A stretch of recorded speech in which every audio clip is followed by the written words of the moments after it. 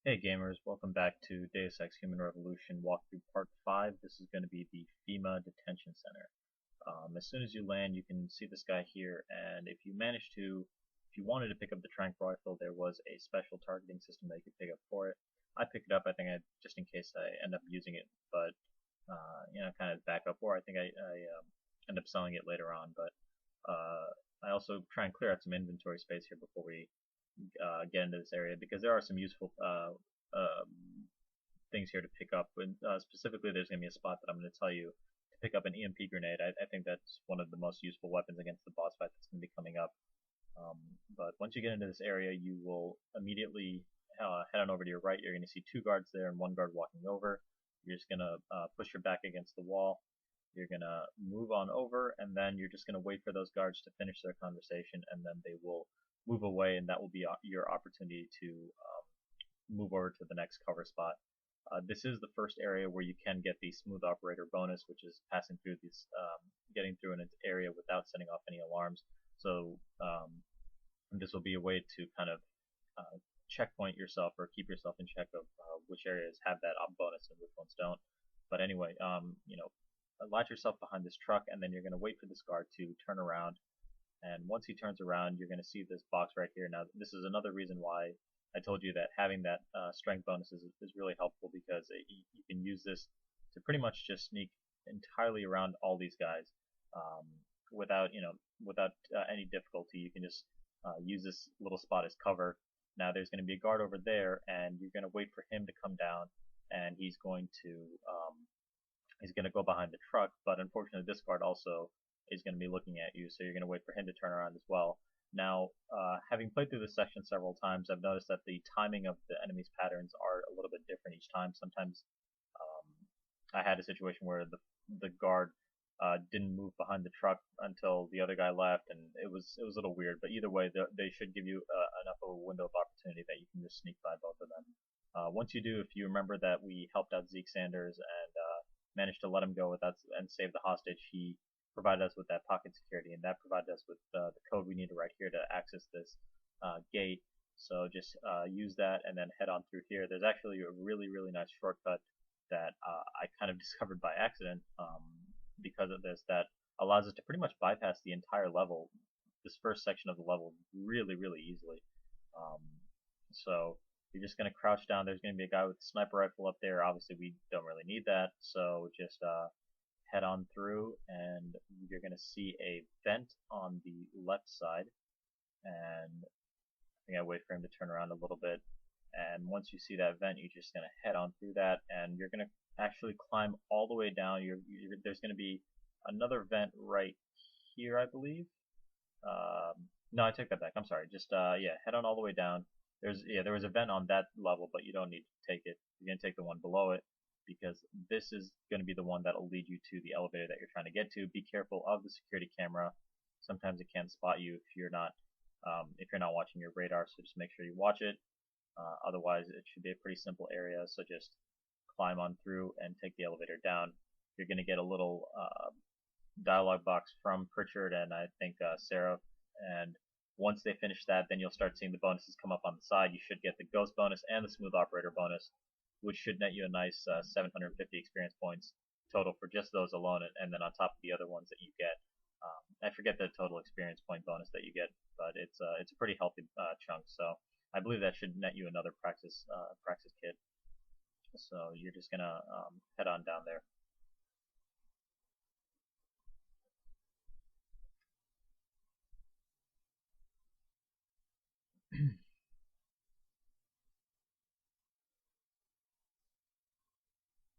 Alright, so in a second, there we go. We see the practice kit available, and we get the ghost and the smooth operator bonus, and getting things done. A nice 3,250 experience points, which is pretty useful. And so, alright, right now we're about to start into the next section. There's going to be one of those huge robots. I'm not exactly sure what they're called. I forget the name, or I forgot what they're called. So anyway, you're just going to be careful when you crawl through and move through here. Now you see this EMP grenade. You want to pick that one up. It's going to be very useful in your boss fight. against Barrett later on, so you want to make sure that you pick that thing up. Now wait for that robot to kind of move away from you, and that's when you're going to sneak through here. Now there's going to be a door on your right side. That's the door you want to go through. However, there are 2 security cameras that you want to avoid, so I strongly recommend that you quick save right here, as you've seen me do right there, because again, if you're trying to get through this game without setting off any of the alarms, and you're pretty much going into an area where there are 2 security cameras that can set off alarms, so obviously you want to take your time and be careful when passing through this area. You know, there's no rush, move as slowly as you can. If you're not sure whether they're saying you wait, you know, just, like I said, just take your time with this area, there's no rush. I think I quick save again when I get up here. Yep. So that way you can obviously save yourself the hassle. If the camera is suspicious, if it goes into a suspicious state, I don't think you're going to be in trouble just yet. They actually have to be alarmed and go into a hostile state before they set off any of the alarms. But so you know, if you do manage to do that, you don't immediately have to run and reload. You can still get through the area without any problems. But anyway, just head on up. There's going to be a guard on your left, but he should be moving away. And then another guard on your left that you're going to wait for him. He's going to come through. You're going to wait for him to pass, make a little turn. And what you're going to do is on the right side, now again, this is one of the reasons that I like having the strength bonuses. There's going to be a huge crate on the right side. And you're going to, if you have the strength bonus, you can just pick that one up and pretty much sneak by all these guards fairly easily. So just pick up the crate and sneak your way through. Again, be careful because they can spot you if they are in, if they're looking in your direction. I kind of had a little bit of extra inventory spot, my inventory was full here, so I think I dropped one of my proximity mines, and so use that, pick up the nuke virus. I think that's a little bit more useful than having a proximity mine that I'm probably not going to use as often. So go ahead, pick that up. Pick up some combat rifle. The combat rifle is a pretty useful weapon to use against the boss fight, but there's another strategy that I show you that is even more useful. So we'll go through that. So just head on through this section, and next you're going to come to a room with a computer terminal on the right side. Now again, this is from Zeke Sanders. He provides you with the password, so just type in Neural Hub. And you're going to open the door, and the reason why you want to open the door is not to get the equipment, because if you want to get the equipment, you certainly can. But the reason I go in there, and I'll show you exactly why I do in a second. You're going to wait for that security camera to pass by on the kind of turn around so that it doesn't see you. And the reason why I go in there is to get a nice little experience point bonus for just locating it. You get that Pathfinder, which is 300 experience points, and that's helpful. I mean, you consider how much bonuses you're getting, and the fact that you're not doing any side missions. Any little bit of experience that you can get is always helpful. Another thing is I try and pick up as many stun gun darts as I can. Against this first boss fight, you don't really need to use any weapons. You can get through it fairly quickly without using just the environment.